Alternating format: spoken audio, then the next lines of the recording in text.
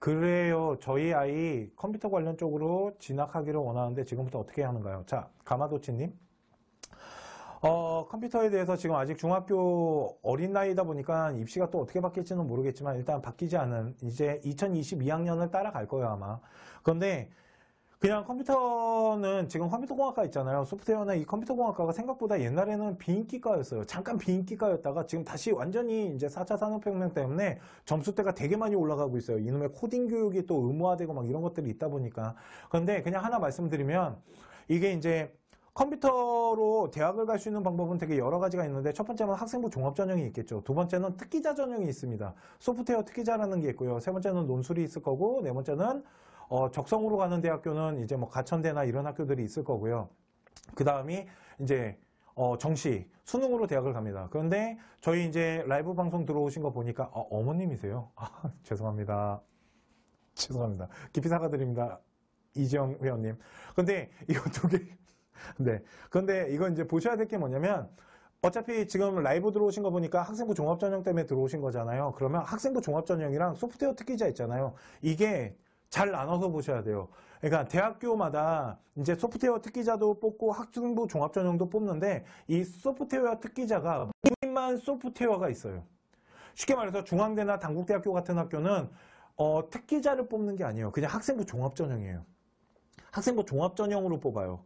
그런데 한양대나 이런데 한양대학교랑 세종대학교는 좀 특기자에서 좀 빠졌다고 하지만 이런 학교들이 있어요. 걔네들은 진짜 특기자로 뽑아요. 그러니까 국민대학교 이런 학교들은 진짜 특기자로 뽑거든요.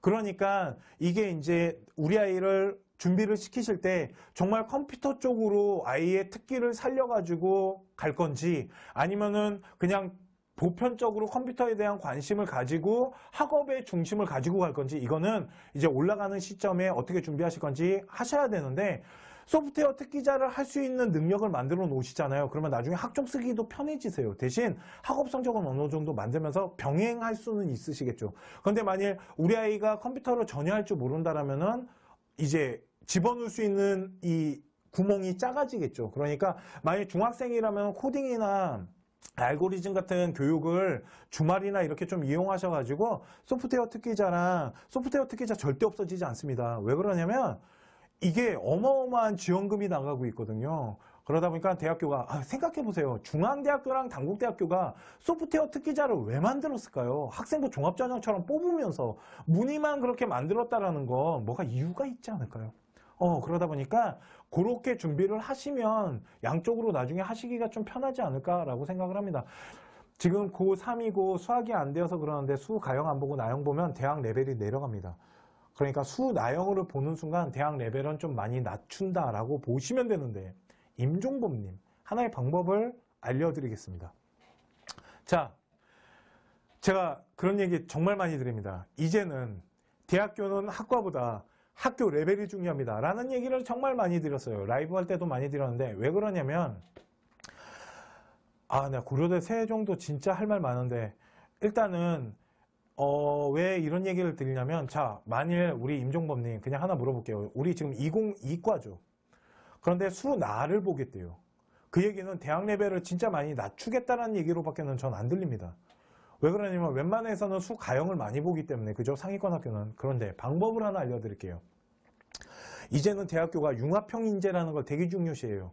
융합형 인재라는 걸 되게 중요시하다 보니까 대학교에 대한 문과, 이과에 대한 통념이 이 틀을 되게 많이 허물고 있어요. 거의 다 허물어졌다고 보시면 돼요. 그러다 보니까 문과 듣는 아이가 이과로 갈 수도 있고 이과 듣는 아이가 문과로도 갈 수 있어요. 자, 그러면 여기에서 정답 뭐냐면 문과로 지원하세요. 더 열심히 공부하셔서 수가형을 수나형으로 돌리면 일단 성적 오를 거 아니에요. 그리고 그냥 과탐을 해요.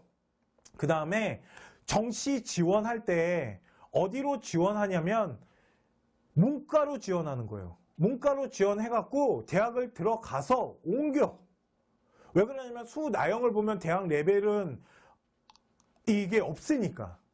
이해 가시죠? 그렇게 문과를 아예 노리세요. 그리고 들어가서 전과하면 되잖아요. 아니면 다전공을 하든지 복수 전공을 하든지 원하는 거 충분히 다 옮겨갈 수 있거든요, 요즘.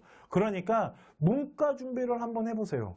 이것도 하나의 방법입니다. 수나형으로 돌려서 성적대 올린 다음에 과탐 잘 봐갖고 나머지 거 잘 봐서 문과로 들어가갖고 옮기면 되잖아요. 이해 가시죠? 와, 이거 우리 컨설팅 할 때만 알려주는데. 그렇군요.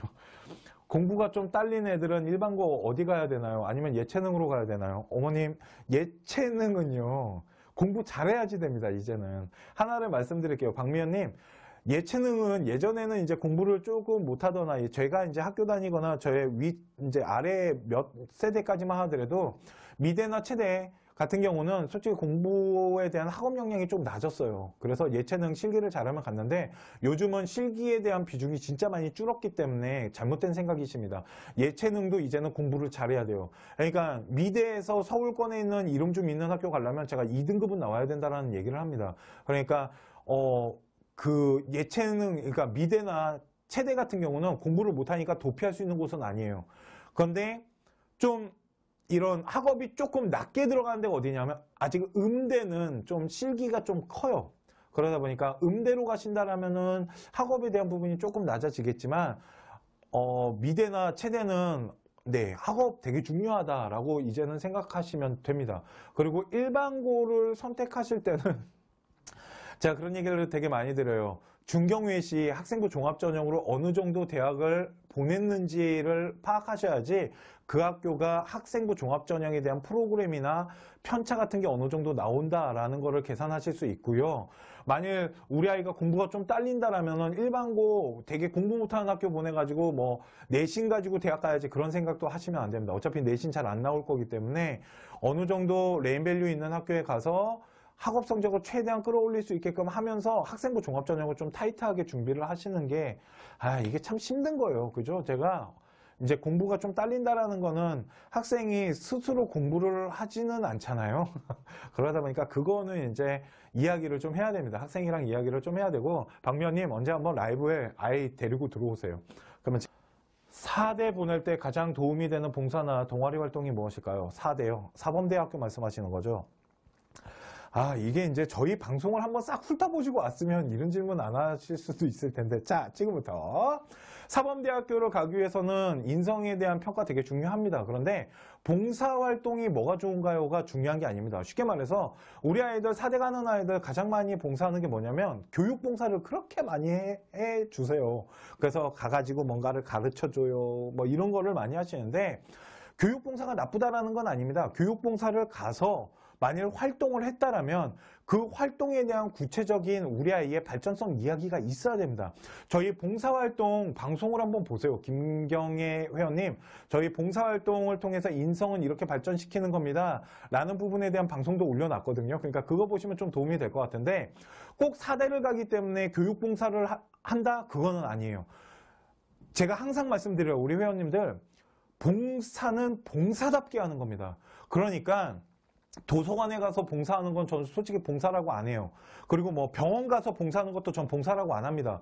뻔히 뭐 하는지를 알거든요, 제가 걔네들이. 그러니까 진짜 봉사는 봉사다운 걸 하셨으면 좋겠어요. 사범대학교를 가더라도 꼭 아이들을 위한 봉사가 아니라도 뭐 요양원이 됐건 아니면 뭐 장애인 교육센터가 됐건 이런 정말 봉사다운 거 있잖아요. 좀 어려운 사람들, 최소수혜자들, 이런 좀 힘든 분들을 도와주기 위해서 내가 어떠한 노력을 하고 그걸 통해서 내가 무엇인가를 배우고 배운 거를 또 발전시키기 위해서 더 노력하는 이런 모습들이 생기부에 들어가는 게 중요하지 어떤 봉사를 가면 좋나요? 라는 건 없어요, 솔직히. 정말 봉사다운, 정말 우리 아이가 어떠한 뜻을 갖고 할 수 있는 그런 봉사 있잖아요. 그런 봉사가 좋은 겁니다. 왜 그러냐면 다시 한번 말씀드리지만 봉사활동은 전공이나 이런 거를 평가하지 않아요, 대학교가. 봉사는 정말 인성을 평가하는 데 사용되기 때문에 거기서 전공 적합성을 살리거나 그러실 필요는 없습니다.